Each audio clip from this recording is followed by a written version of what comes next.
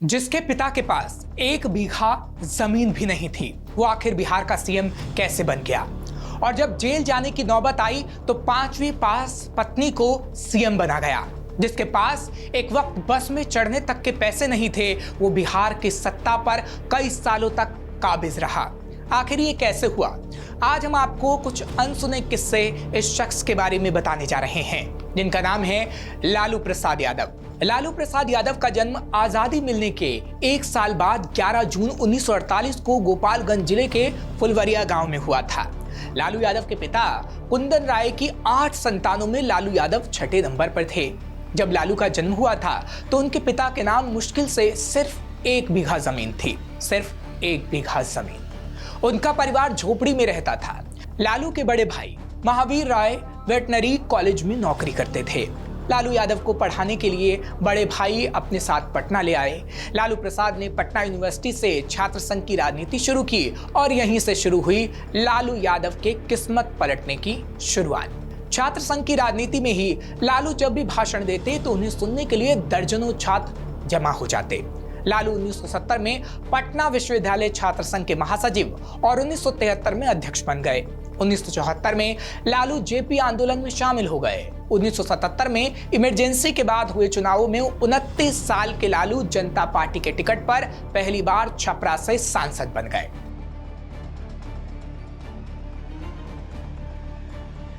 उन्नीस सौ 1980 से 1989 तक लालू 2 बार विधानसभा के सदस्य रहे और विपक्ष के नेता पद पर भी रहे। 8 मार्च 1990 का वक्त था। गंगा किनारे ब्रजकिशोर हॉल में जनता दल की एक बैठक चल रही थी।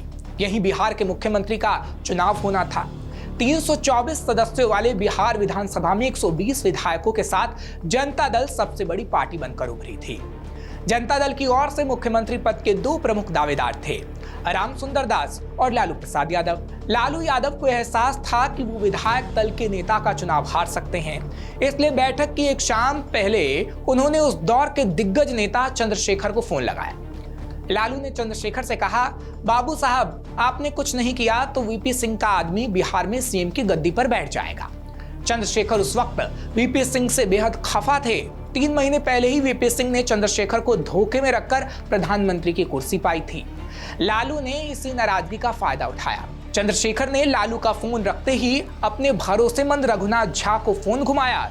अगली सुबह रघुनाथ ने भी विधायक दल के नेता के लिए अपनी दावेदारी ठोक दी। इस तरह चुनाव त्रिकोणीय हो गया। पर्यवेक्षकों ने ब्रजकिशोर हॉल में वोटिंग कराने का फैसला किया। जनता दल के टिकट पर जीते 120 विधायक, 5 विधान पार्षद और 5 निर्दलीय विधायकों ने वोट दिया। कुल 127 विधायकों में 12 वोट रघुनाथ झा को, 56 वोट राम सुंदर दास को और 59 वोट लालू प्रसाद यादव को मिले। 12 सवर्ण विधायकों का एक खेमा रघुनाथ झा के साथ होने से लालू को फायदा मिला। इस तरह 42 साल की उम्र में लालू बिहार के मुख्यमंत्री बन गए। खैर, जब लालू प्रसाद यादव मुख्यमंत्री बने तो कई वजहों से लालू प्रसाद यादव सुर्खियों में रहे। कहा जाता है कि यह चौंका देने वाली बात थी कि मुख्यमंत्री बन जाने के बाद भी वो अपने भाई के प्यून क्वार्टर में रह रहे थे, जिसके लिए उनसे जब कहा गया कि इससे प्रशासनिक और सुरक्षा की दिक्कतें पैदा होंगी तो लालू ने जवाब दिया कि हम चीफ मिनिस्टर हैं, सब जानते हैं, जैसा कहते हैं वैसा कीजिए। जिसके बाद मुख्यमंत्री बनने के 4 महीने बाद लालू प्यून क्वार्टर से मुख्यमंत्री आवास में शिफ्ट हुए। कहा जाता है कि लालू की याददाश्त बहुत अच्छी है। एक बार वो जिससे मिल लेते हैं उसका नाम और चेहरा नहीं भूलते, जिसके बारे में भी एक किस्सा है। दरअसल एक बार लालू एक पब्लिक मीटिंग में थोड़ा जल्दी पहुंच गए। आसपास के मुसहर टोले के लोगों ने उन्हें घेर लिया। वहां एक युवती लालू की नजरों को पकड़ने की कोशिश कर रही थी। लालू ने उसे देखा, पूछा, सुखमनी तुम कहाँ थी? लालू ने तुरंत उसे 500 रुपए देते हुए कहा कि बच्चों के लिए मिठाई खरीद लेना। दरअसल जब लालू वेटनरी कॉलेज के क्वार्टर में रहते थे तो महिला पास के मुसहर टोले में रहती थी। सालों बाद भी लालू को उसका चेहरा और नाम याद था। खैर, कई और वजहों से भी लालू हमेशा चर्चा का विषय रहे। बिहार में राम रथ यात्रा रोकने और लालकृष्ण आडवाणी की गिरफ्तारी के बाद जनता दल में लालू प्रसाद यादव का कद काफी बढ़ चुका था। 1995 के बिहार विधानसभा चुनाव में भी जनता दल को जीत मिली और इस बार लालू प्रसाद अपने दम पर बिहार के मुख्यमंत्री बन गए। और कहा जाता है कि यही वो वक्त था जब भारत की केंद्रीय राजनीति में 1996 से 1998 के दौर को सबसे अस्थिर माना गया। तब लालू प्रसाद यादव बिहार के मुख्यमंत्री के साथ जनता दल के राष्ट्रीय अध्यक्ष हुआ करते थे। उन्हें पार्टी की कमान एस.आर. बोम्मई का नाम हवाला कांड में आने के बाद मिली थी। लालू उस दौर में अमूमन कहा करते थे कि हवाला ने जनता दल को मेरे हवाले कर दिया। लेकिन यही वो दौर था जब लालू के लिए बहुत बुरा दौर रहा, यानी 1996 से 1998 तक लालू का बुरा दौर रहा। दरअसल 1 जून 1996 को जनता दल के एच.डी. देवगौड़ा कांग्रेस की मदद से प्रधानमंत्री बने। देवगौड़ा और जनता दल अध्यक्ष लालू यादव की आपस में नहीं बनती थी। देवगौड़ा ने सीबीआई को लालू के खिलाफ चारा घोटाले की जांच आगे बढ़ाने की इजाजत दे दी। अप्रैल 1997 में कांग्रेस ने समर्थन वापस ले लिया, जिससे देवगौड़ा की सरकार गिर गई। 21 अप्रैल को इंद्र कुमार गुजराल भारत के 12वें प्रधानमंत्री बने। गुजराल को लालू यादव का भी समर्थन प्राप्त था। कुछ दिनों बाद भी सीबीआई ने लालू यादव के खिलाफ चार्जशीट दाखिल करने की बात कह दी। लालू ने पीएम गुजराल से कहा, यह सब क्या हो रहा है? एक को हटाकर आपको पीएम बनवाया, आप भी यही सब कर रहे हैं। इस दिन लालू ने अपने करीबी कई नेताओं जैसे शरद यादव, ज्योति बसु, चंद्रबाबू नायडू को फोन कर इस मुद्दे पर बातचीत की थी। सभी ने कहा कि अगर सीबीआई चार्जशीट दाखिल करती है तो आपको सीएम पद से इस्तीफा देना ही होगा। लालू समझ गए थे कि अब अपने ही उनसे किनारा करने लगे हैं। जिसके बाद 17 जून 1997 को राज्यपाल ए.आर. किदवई ने सीबीआई को लालू यादव के खिलाफ चार्जशीट दाखिल करने की इजाजत दे दी। शरद यादव, रामविलास पासवान ने लालू यादव से इस्तीफे की मांग कर डाली। इसी बीच जनता दल पार्टी के राष्ट्रीय अध्यक्ष पद का चुनाव आ गया।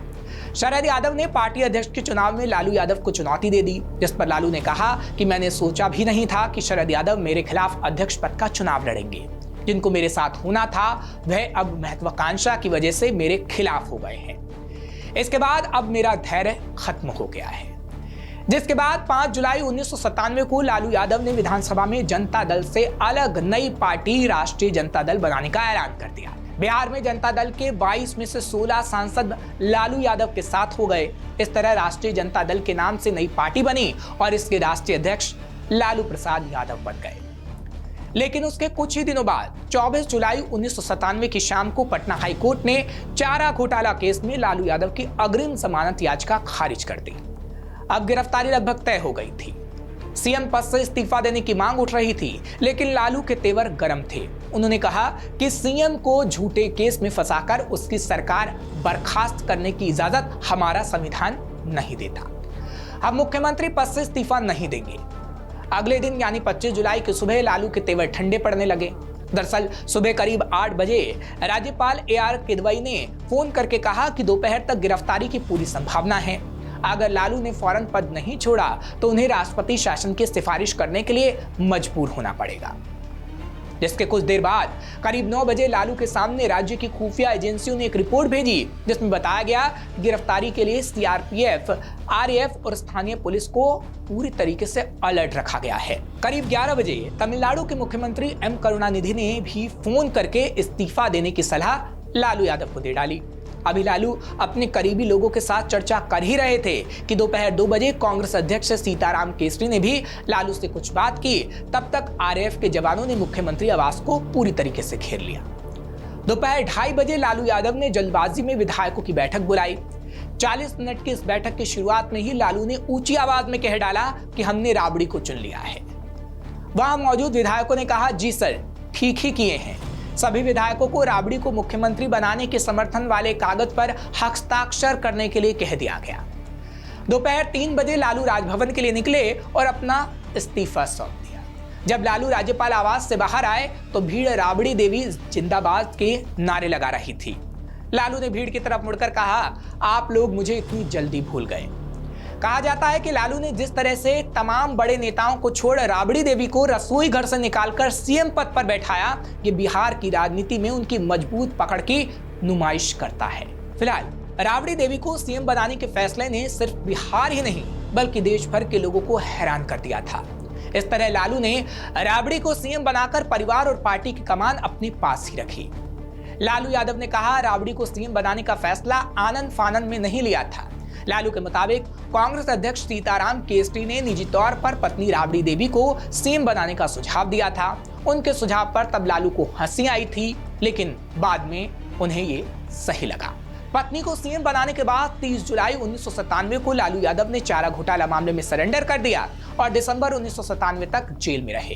हालांकि लालू यादव आरजेडी के राष्ट्रीय अध्यक्ष बने रहे। अब राबड़ी देवी बिहार की सीएम थी। जब एक वक्त आया 3 जुलाई 1999 का, जब रात 8:30 बज रहे थे, पटना गांधी मैदान थाना क्षेत्र की पुलिस फ्रेजर रोड स्थित क्वार्टर नंबर 12 में पहुंची। ये राबड़ी देवी के भाई साधु यादव का बंगला था। पुलिस को गैराज से एक सफेद जेन कार में 2 शव मिले। ये गौतम और शिल्पी के थे। पोस्टमार्टम शुरू भी नहीं हुआ था। इधर पुलिस ने दोनों मौतों को आत्महत्या करार दे दिया।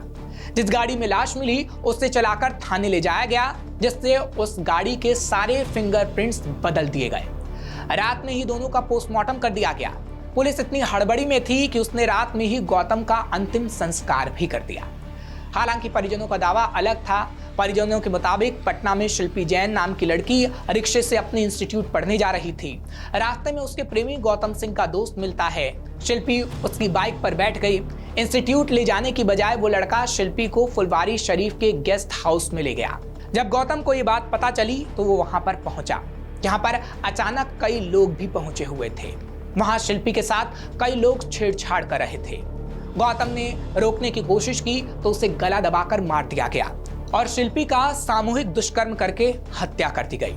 दोनों घर नहीं पहुंचे तो परिजनों ने एफआईआर दर्ज करवाई। इस मामले में साधु यादव यानी बिहार की मुख्यमंत्री राबड़ी देवी का भाई की भूमिका तब सामने आई जब उस वक्त के एसपी सिटी भाटिया पर आरोप लगा कि वे मुख्यमंत्री राबड़ी देवी के भाई साधु यादव को बचाने की कोशिश कर रहे हैं। इसी बात को लेकर विपक्ष ने हंगामा कर दिया। साधु यादव के खिलाफ प्रदर्शन शुरू हो गए। राबड़ी देवी पर दबाव बढ़ा तो उन्होंने सितंबर 1999 में इस केस को सीबीआई को ट्रांसफर कर दिया। साधु यादव ने सीबीआई को डीएनए और ब्लड सैंपल देने से इनकार कर दिया। साधु यादव ने सीबीआई के सामने बयान भी दर्ज नहीं करवाए। आखिर में 1 अगस्त 2003 को सीबीआई ने खुदकुशी का मामला बताकर इस केस को बंद कर दिया, जिसके बाद राबड़ी के भाई साधु पर बाढ़ राहत घोटाला और जेएनयू छात्र पर हमले के आरोप भी लगे।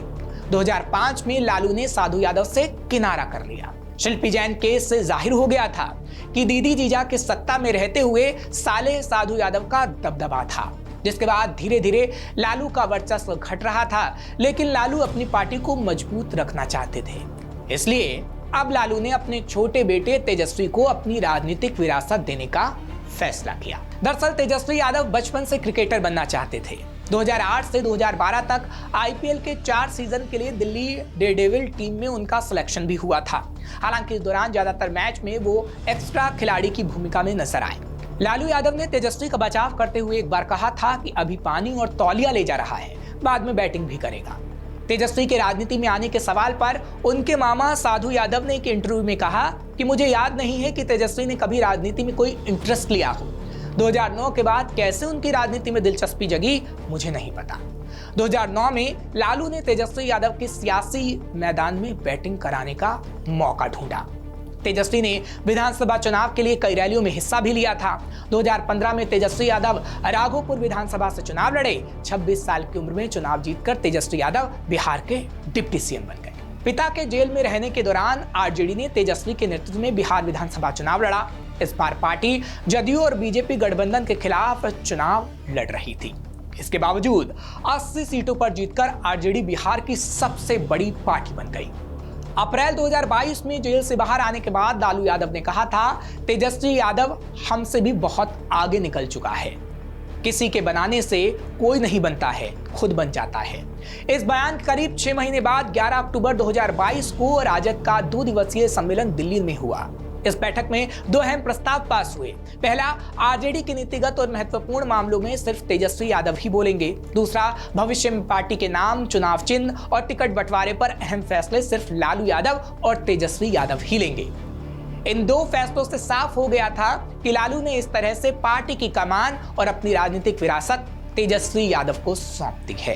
हालांकि लालू यादव ने 2015 विधानसभा चुनाव में अपने बड़े बेटे तेज प्रताप यादव को महुआ सीट से चुनाव में उतारा था। पहली बार चुनाव जीतते ही उन्हें नीतीश सरकार में बिहार का स्वास्थ्य मंत्री बना दिया गया। दूसरे टर्म में उन्हें पर्यावरण मंत्रालय मिला। फिलहाल वो विधानसभा सदस्य हैं, लेकिन लालू को तेजस्वी पर ज्यादा भरोसा है। हालांकि ऐसा भी नहीं है कि लालू की बेटियां चुनावी मैदान में न उतरी हों। दरअसल 2014 लोकसभा चुनाव में लालू यादव ने पाटलिपुत्र की लोकसभा सीट से बेटी मीसा भारती को टिकट दिया। वो अपनी पार्टी से बगावत कर बीजेपी में शामिल होने वाले रामकृपाल यादव के खिलाफ चुनाव लड़ी। हालांकि इस चुनाव में मीसा को हार का सामना करना पड़ा। 2 साल बाद पार्टी की ओर से मीसा को राज्यसभा में भेज दिया गया। 2019 में एक बार फिर से वो पाटलिपुत्र लोकसभा सीट से चुनाव लड़ी। इस बार भी मीसा चुनाव हार गई, लेकिन राजद की ओर से 2022 में उन्हें दोबारा राज्यसभा सांसद चुना गया। इसी तरह लालू की डॉक्टर बेटी रोहिणी आचार्य 2024 में यानी इस बार बिहार की सारण लोकसभा सीट से अपना सियासी डेब्यू करने जा रही हैं। उन्होंने 2 अप्रैल से अपने चुनावी अभियान की शुरुआत करने का ऐलान भी कर दिया। रोहिणी आचार्य एक डॉक्टर हैं और उनके पास MBBS की डिग्री है। उन्होंने 2002 में सॉफ्टवेयर इंजीनियर और आयकर अधिकारी समरेश सिंह से शादी की थी। लालू की तबीयत खराब होने पर रोहिणी ने ही अपने पिता को किडनी दान की थी। यानी लालू के बेटा और बेटी इस वक्त सियासी बैटिंग कर रहे हैं और ये बैटिंग क्या मैच जिता पाएगी, ये तो आगे आने वाला वक्त ही बता पाएगा। लेकिन राजनीति में लालू का सफर काफी दिलचस्प रहा है और कई अनसुने किस्से रहे जिसे हम आपको बताने की कोशिश कर रहे थे।